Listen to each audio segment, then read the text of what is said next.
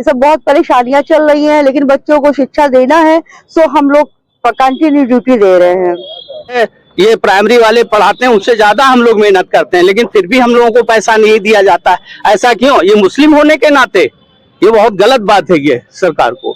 6 साल का मानदेय 6 साल का मानदेय।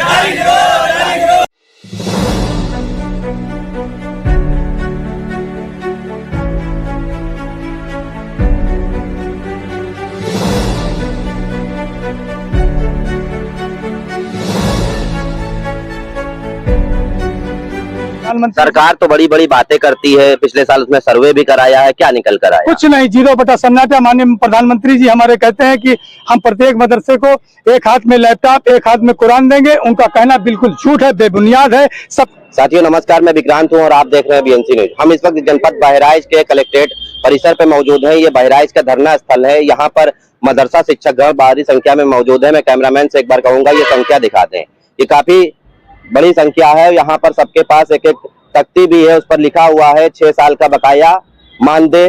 दूसरा से उस पर लिखा हुआ हमारी योजना को बहाल करो। इसी तरह के तमाम सब यहाँ पर हैं जो अपनी समस्याओं को लेकर यहाँ पर आए हुए हैं। ये कलेक्ट्रेट को ज्ञापन भी सौंपेंगे। हम एक एक करके सबसे बात करेंगे और जानेंगे योगी सरकार में इनको किस तरह की समस्या का सामना करना पड़ रहा है। हमारे साथ यहाँ पर प्रदेश अध्यक्ष जी मौजूद हैं। क्या नाम है आपका? मैं हाजी समीउल्लाह खान शोएब, प्रदेश अध्यक्ष मदरसा आधुनिकीकरण। आप लोग आज भारी संख्या में यहाँ कलेक्ट्रेट परिसर पर मौजूद हैं धरना स्थल पर। क्या मांगे हैं आपकी जो आज आप लोग को रोड पर उतरना पड़ा इन तख्तियों को लेकर? देखिए, हम लोग तकरीबन 23 साल से इस योजना में कंटिन्यू अध्यापक हैं। हम लोगों को 2015 तक मानदेय बराबर दिया गया। भारत सरकार ने भी दिया, उत्तर प्रदेश सरकार ने भी दिया। 2016 के बाद से हम लोगों को केंद्रांश के रूप में एक भी पैसा नहीं मिला हुआ है। हमारे शिक्षक त्राही त्राही करके समझ लीजिए कि मर रहे हैं, डिप्रेशन में चले जा रहे हैं। इसके सापेक्ष में मैंने भारत सरकार की जो हमारी केंद्रीय मंत्री हैं स्मृति ईरानी, मैं 2 बार मिला। हमारे 2-3 माननीय सांसदों ने हमारी सिफारिश की। हमारे बहराइच के माननीय सांसद जी ने सिफारिश की। हमारे सिद्धार्थनगर के माननीय जगदम्बिका पाल जी ने सिफारिश की। हमारी डॉक्टर रीता बहुगुणा जोशी जी ने सिफारिश की। हमारे श्रावस्ती के श्री राम शिरोमणि वर्मा जी ने सिफारिश की। इन लोगों ने सिफारिश की और कहा, लेकिन उसके बावजूद भी हम लोग का केंद्रांश आज तक नहीं एक पैसा मिल पाया है। 2000-3000 रुपया जो उत्तर प्रदेश सरकार हम लोगों को दे रही है राज्यांश के रूप में, उसी पैसे से हम लोग अपना जीवन यापन कर रहे हैं। अब आप बताइए कि 2000-3000 रुपए में क्या होता है? तो बच्चों की शिक्षा दीक्षा कैसे चल रही है, कैसे आप लोग मैनेज कर रहे हैं? अब ये समझ लीजिए कि मैं इन शिक्षकों को बहुत बहुत बधाई देता हूं कि वो वर्ग जो समाज की मुख्यधारा से जोड़ने का, अपने दबे कुचले हुए लोगों को समाज की मुख्यधारा से जोड़ने का काम कर रहे हैं। मदरसे में सबसे दबे कुचले लोग पढ़ते हैं, उनको ये लोग अपने पास से, ये समझ लीजिए कि जो हम लोग को मानदेय मिलता था 1000-2000 रुपया कलेक्ट करके, उन बच्चों के लिए हम लोग ड्रेस वगैरह और भी तमाम से सामान, पठन पाठन का सामान ले जा करके देते थे। ये नवैयत उन बच्चों की थी। उन बच्चों के साथ जो हमारे माननीय प्रधानमंत्री। सरकार तो बड़ी बड़ी बातें करती है, पिछले साल उसमें सर्वे भी कराया है, क्या निकल कर आया? कुछ नहीं, 0 सन्नाटा। माननीय प्रधानमंत्री जी हमारे कहते हैं कि हम प्रत्येक मदरसे को एक हाथ में लैपटॉप एक हाथ में कुरान देंगे। उनका कहना बिल्कुल झूठ है, बेबुनियाद है। सबका साथ, सबका विकास, सबका विश्वास बिल्कुल कहीं धरातल पे नहीं है। अगर यही सबका विश्वास है, ये हमारे बगल में मिश्रा जी है जो श्रावस्ती से बिलोंग करते हैं। इतनी ज्यादा पीड़ा है, इतनी ज्यादा चोट है कि धर्म परिवर्तन करने के लिए आपने माननीय तो आपको लगता है कि इसका फर्क लोकसभा चुनाव पर पड़ेगा? 100% पड़ेगा। ये योजना में अल्पसंख्यकों के साथ, बहुसंख्यक हिंदू समुदाय के साथ, आप ये सर्वे करिए, यहाँ पे 60% टीचर हमारे साथ बहुसंख्यक समुदाय के साथ, उसमें ठाकुर, पंडित, SC ST सारी जात के लोग हैं जो यहाँ पे मौजूद है। आप इंटरव्यू, यहाँ पर एक मिश्रा जी भी मौजूद हैं, उनसे भी बात करेंगे और जानेंगे इस पर उनका क्या कहना है। क्या नाम है? हमारा यही कहना है कि, क्या नाम है आप? हमारा नाम पंकज कुमार मिश्रा है। क्या है आप? नहीं, हम टीचर हैं, आधुनिक अध्यापक हैं हम। और हमारा ये मांग है माननीय प्रधानमंत्री मोदी जी से कि जो बड़े बड़े दावे कर रहे हैं कि मदरसा आधुनिक टीचरों को हम ये कर देंगे, वो कर देंगे और मोनेटाइजेशन करवाएंगे और इन बच्चों को एक हाथ में लैपटॉप एक हाथ में कुरान देंगे। अभी तो मुझे नहीं दिख रहा है, मुझे क्या किसी को भी नहीं दिख रहा है।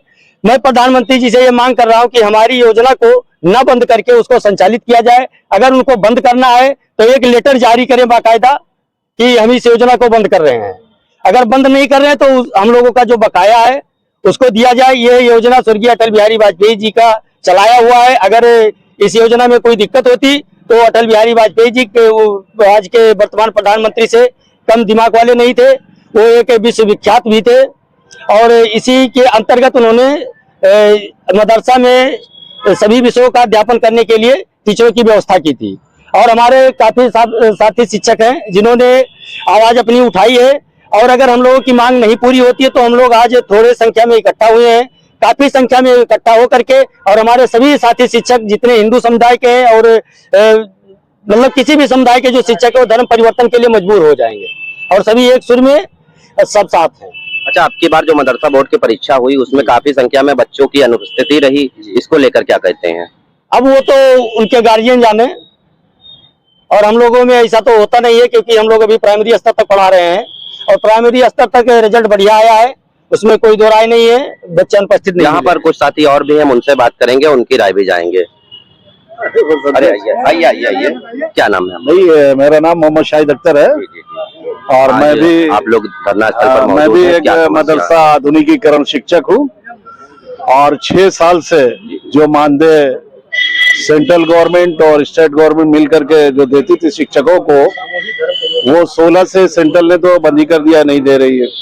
स्टेट गवर्नमेंट का आ रहा है, लेकिन वो भी करीब 15-15 महीने से वो भी नहीं आ रहा है। तो अब ये शिक्षक ये कैसे अपना जीवन यापन करें, और जब इनका जीवन यापन नहीं हो पाएगा तो कैसे वो बच्चों को शिक्षा दे पाएंगे? तो आज आप लोगों ने पहली आवाज उठाई है, इससे पहले आप लोग आवाज उठाते इससे थे? पहले लखनऊ में भी धरना प्रदर्शन, दिल्ली में भी धरना प्रदर्शन, और होता ही रहता है। जीवन यापन के लिए सर हम लोग जो है जीवन बताइए। जीवन यापन, नाम क्या है? हमारा नाम जैनुल आबिदीन अंसारी है, मैं मदरसा आधुनिक शिक्षक हूँ। और हम लोगों का ये पोजीशन है कि सुबह स्कूल जाता हूँ 8 बजे और 1 बजे 2 बजे जो है स्कूल बंद करके फिर ट्यूशन पढ़ाने जाता हूँ। तो अपने बाल बच्चों को जो है पालने के लिए 5-6 बच्चे हैं हमारे, बड़े बड़े बच्चे हो गए हैं। बताइए 21 साल हो गया हमको इस योजना में। अब बताइए बड़े बड़े बच्चे होंगे, उनको शादी विवाह कैसे किया जाए? सारा पैसा जो है जो शिक्षक जो है ये प्राइमरी वाले पढ़ाते हैं उससे ज्यादा हम लोग मेहनत करते हैं, लेकिन फिर भी हम लोगों को पैसा नहीं दिया जाता है। ऐसा क्यों? ये मुस्लिम होने के नाते ये बहुत गलत बात है ये सरकार को।